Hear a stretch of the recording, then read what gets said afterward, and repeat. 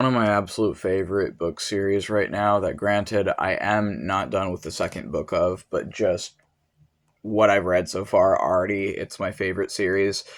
Um there is a fascist dictatorship as a core part of the government of that book series, and the fascist dictatorship is run and operated by magicians and wizards, and it's like a European government that like overtook or like replaced the UK, or it might actually be what developed instead of the UK in this universe. And it's sort of like their version of Britain, essentially, in the book series. And the resistance against this government of fascist wizards, the resistance is literally mostly teenagers who started being a part of a gang when they were still children. It is mostly teenagers by the second book who are children in the first book. The main character of the first book is on the side of the fascist wizards, but is a child as well in the first book, and is a teenager as well in the second book, as is the resistance of the second book.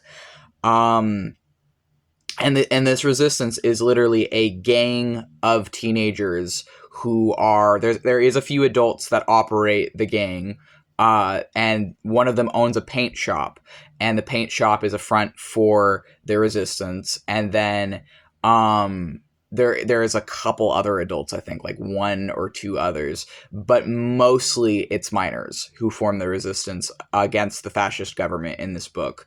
And I've been reason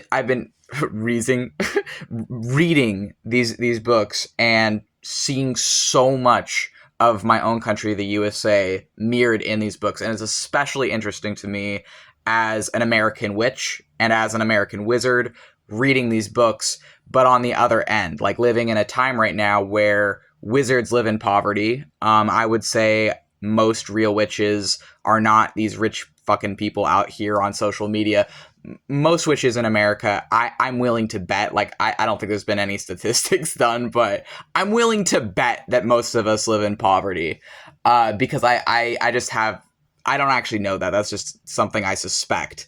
And, the USA right now is a fascist government that is a Christian nationalist Zionist government, where all sides of our government are funding genocide and war, and where we are taught since childhood that war and blood of Native and Black and brown children is an acceptable cost for maintaining white privilege, and an acceptable cost for maintaining our sense of comfortability in this country. And it's all a fucking lie. It is all a fucking lie. Everything they teach us in school, everything I was taught for the first 22 years of my life, everything my dad taught me, everything I was taught is a lie. But they expect us as white people to be complicit in that lie. Not only to be complicit in that lie, but to reinforce it over other people blindly and never question it. So I've been reading these books where it's like the opposite, where the wizards are actually the fascists, and the people who are not are like the people that are essentially the working class that is being oppressed and marginalized and excluded by this like fascist government in this book series. And I was reading and like thinking and taking in what I'm reading. And it's a fantasy book series. I'm just like taking it in, trying to like apply it to what I'm going through in my own life and seek some wisdom from it. And because sometimes a fantasy book has just as much wisdom as any fucking, grimoire or actual witchcraft book. The different witchcraft books I've read are different, like, books that actually taught me sorcery, like the Ars Goetia, the Black Arts by Richard Cavendish, the Psychonauts Field Manual, like these different works that are aimed at teaching people magic.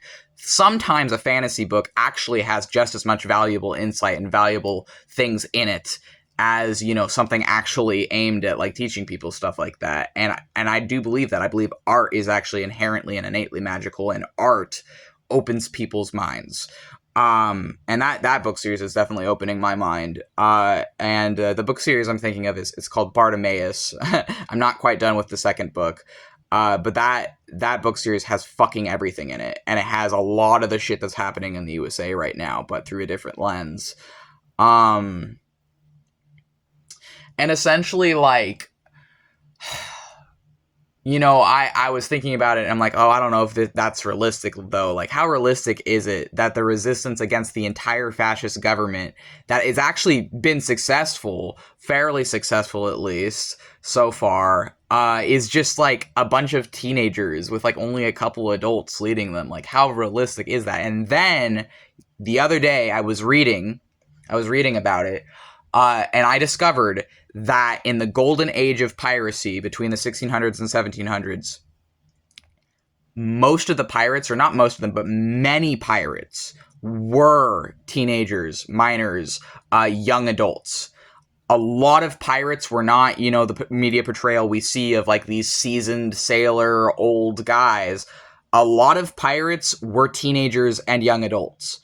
And so I'm seeing that, and I'm reading and seeing about what pirates did historically to resist the empire of their time, to resist the Britain of and the European countries of their own time. And I'm seeing, you know, in this book, this like teenage resistance, and I'm like, actually, oftentimes it is the young people who are rebelling against, you know, whatever tyrannical rule of whatever country. And realizing that and seeing all the shit happening in the USA right now, it's wild, essentially.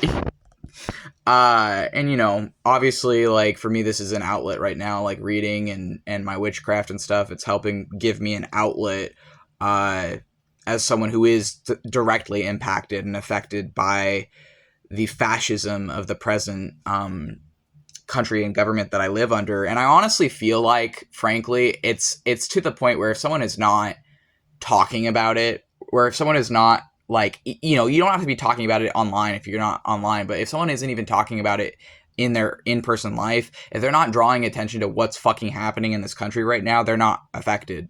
They're complicit. They are complicit. They are either among the ruling class or are complicit with what the ruling class is doing. And it's just like, everything going on is being live streamed. This is the first time in history where the fascism, the genocide, everything happening, all of it's being live streamed. You can find live streams right now. And you might have to dig a bit. You may have to dig a bit because, you know, all these social media outlets are being censored. But you can find what's happening right now. Someone out there is live streaming it. And it's like, people are not paying attention, and they need to pay attention because we're already here. It's not a question of what if or what you're going to do or whatever. Like, we're here right now. Like, it's right now happening. And it's hard.